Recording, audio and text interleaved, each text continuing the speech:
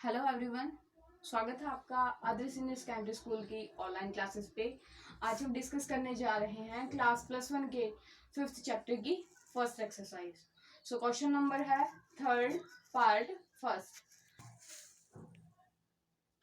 यहाँ पे first part में हमें गिवन है आयोटा पावर 19 प्लस 1/आयोटा पावर 25 और सारे की पावर 2। सारे का मतलब होल स्क्वायर गिवन है। तो स्टूडेंट्स, जो पहले के हमने यहाँ पे सेकंड क्वेश्चन किया था उसमें हमने यहाँ पे सॉल्व करना सीखा था कि आयोटा की पावर जितने भी हो हमें गिवन, हम उसको सॉल्व कैसे कर सकते हैं, 4 की पावर में सॉल्व कर सकते हैं उसको। तो हम इसको ऐसे लिख सकते हैं आयोटा पावर 16 आयोटा पावर 3, क्योंकि आयोटा पावर 16 को हम सॉल्व कर सकते हैं प्लस 1 की पावर 25 हो, क्योंकि ये 1 ही रहेगा। आयोटा की पावर 25 है, ये हमने लिख दिया, और यहाँ पे पावर 2 है। स्टूडेंट्स, आयोटा पावर 16 को हम ऐसे लिख सकते हैं पावर 4 की पावर 4, मल्टीप्लाई करने पे 16 हो जाएगा, and multiply iota power 3 plus 1 की पावर 25 1 रहेगा, लेकिन आयोटा पावर 25 को हम ऐसे लिख सकते हैं ना 24 आयोटा पावर 1 एंड सारी की पावर 2। समझ आ गया इतना? अब स्टूडेंट्स, आयोटा पावर 4 तो 1 होता है, 1 की पावर 4 1 ही रहेगा, तो 1 मल्टीप्लाई आयोटा पावर 3 प्लस 1/आयोटा पावर 1। आयोटा पावर 24 है, तो 24 को हम ऐसे लिख सकते हैं 4 पावर 6 और सारे का होल स्क्वायर। समझ आ गया होगा क्या किया है? पावर 19 को हमने 16 और 3 में ब्रेक डाउन किया है, एंड 25 जो पावर है इसको हमने 1 पे भी अप्लाई कर दिया और आयोटा पे भी कर दिया, और फिर आगे हमने आयोटा पावर 16 को 4 की फॉर्म में लिख दिया, 4 की पावर 4, एंड यहाँ पे 25 को iota power 24 multiply iota power 1, इस तरीके से लिखा है। अब हम इसको सॉल्व कर रहे हैं। तो स्टूडेंट्स, मैंने आपको कल आयोटा की पावर 2 हो, 3 हो, 4 हो तो उसकी वैल्यूज यहाँ पे करवाई थी। तो अब हम यहाँ पे आयोटा पावर 3 की वैल्यू कितनी लिखेंगे, माइनस आयोटा। ठीक है, याद होगा आपको, कल मैंने करवाया था आपको। और यहाँ पे 1 और 1 में आयोटा की पावर 1 है और पावर 4 की पावर 6, तो आयोटा पावर 4 तो 1 ही होता है, यहाँ पे सिंपल रह गया आयोटा, और पावर है इनकी 2। अब a प्लस बी, इसको हम थोड़ा एडजस्ट कर लेते हैं, मतलब ऐसे लिख सकते हैं 1/आयोटा माइनस आयोटा। तो a माइनस बी के होल स्क्वायर का फॉर्मूला बन गया, एंड a माइनस बी के होल स्क्वायर का क्या होता है, a माइनस बी का square, a square plus b square minus 2ab। हम a का स्क्वायर करते हैं 1/आयोटा square plus b square iota square minus 2, a की जगह 1/आयोटा और b की जगह सिंपल आयोटा। ठीक है, अब आयोटा से आयोटा कैंसिल, कितना रह जाएगा 1/आयोटा स्क्वायर प्लस, नहीं, आयोटा स्क्वायर की वैल्यू कितनी होती है, -1 -2। समझ आ गया होगा क्या किया है, a माइनस बी के होल स्क्वायर का फॉर्मूला अप्लाई किया है।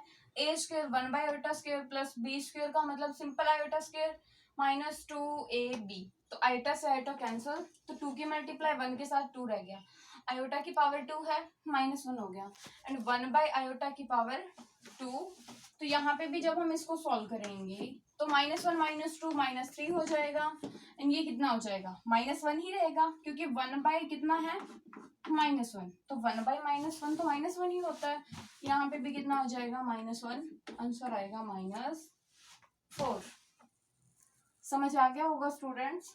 अब हम कर रहे हैं थर्ड क्वेश्चन का फोर्थ पार्ट। ये सेकंड पार्ट गिवन है आयोटा पावर 592, फिर आगे 90, 88, और फिर इसी तरीके से यहाँ पे डेनोमिनेटर में भी पावर्स गिवन है।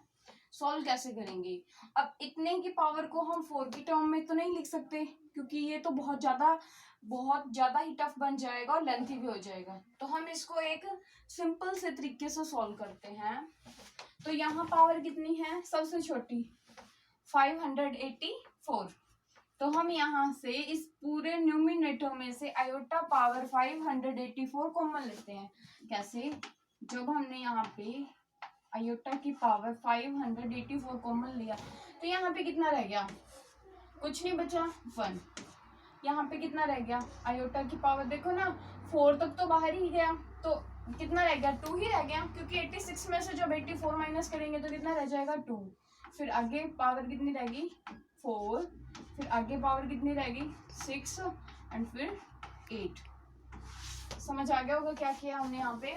आयोटा की पावर 584 कॉमन ली है, क्योंकि ये सभी में कॉमन है। फिर सेम इसी तरीके से डिनोमिनेटर में हम आयोटा की पावर सबसे कम है 74, 574। तो हम यहाँ पे भी लिख सकते हैं, कितना रह गया? 1 ही रह गया।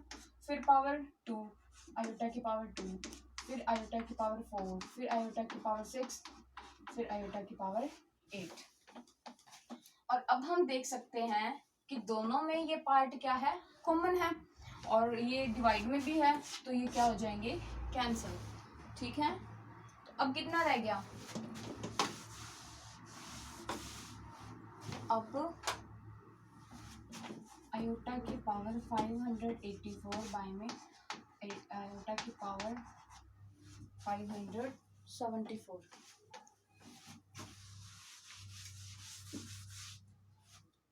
कैसे सोल्व करेंगे इसको? 84 पावर है, हम इसको ऐसे लिख सकते हैं, आयोटा पावर 574, आयोटा की पावर 10, आयोटा की पावर 574। हमें पता 74 में जब 10 ऐड करेंगे तभी तो 84 बनेगा, तो इसलिए हमने यहाँ पे पावर को ब्रेक डाउन कर दिया 74 और 10 में। तो जब हमने ऐसा किया तो आयोटा से ये तो क्या हो जाएगा? कैंसिल। कितनी पावर रह गई? 10। और हमें पता है इसको सोल्व करने के लिए हम ऐसे लिख सकते हैं ना, आयोटा पावर 4 की पावर 2। 4 की पावर 2 तो कितना हो गया? 8 ही हो गया। पावर 2 तो और भी रहती है, यहाँ पे लिखेंगे पावर 2। तो ये तो 1 की पावर 2 एंड आयोटा की पावर 2 होता है -1। आंसर आ जाएगा -1। समझ आ गया होगा क्या किया हमने?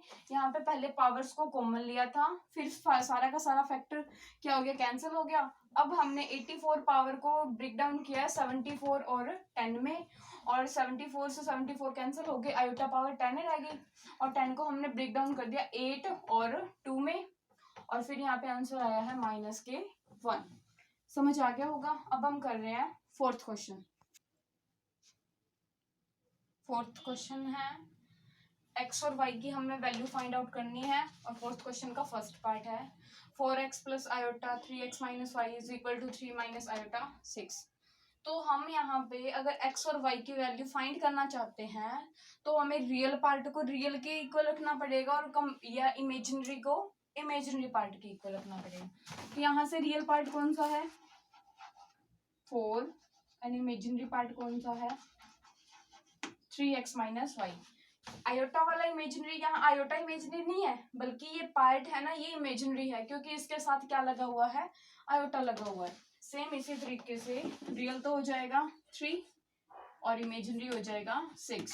ठीक है, जब हम इनको कंपेयर करेंगे, ठीक है, on comparing real and imaginary parts, जब हम कंपेयर करेंगे तो 4x रियल है इक्वल टू 3 के, एंड यहाँ से x की वैल्यू कितनी हो जाएगी? 3/4। समझ आ गया होगा कैसे? 4 मल्टीप्लाई में है, डिवाइड में हो जाएगा। ठीक है, अब हम कंपैरिजन कर रहे हैं इमेजिनरी का, तो 3x minus Y is equal to 6। तो स्टूडेंट्स यहाँ पे हमें x की वैल्यू पहले पुट करनी पड़ेगी, कितनी आएगी, फिर ही हम y की वैल्यू फाइंड कर सकते हैं। 3 की x की वैल्यू है 3/4, तो यहाँ पे हम 3 मल्टीप्लाई x की जगह 3/4 minus Y is equal to 6, और 9/4 minus Y is equal to 6।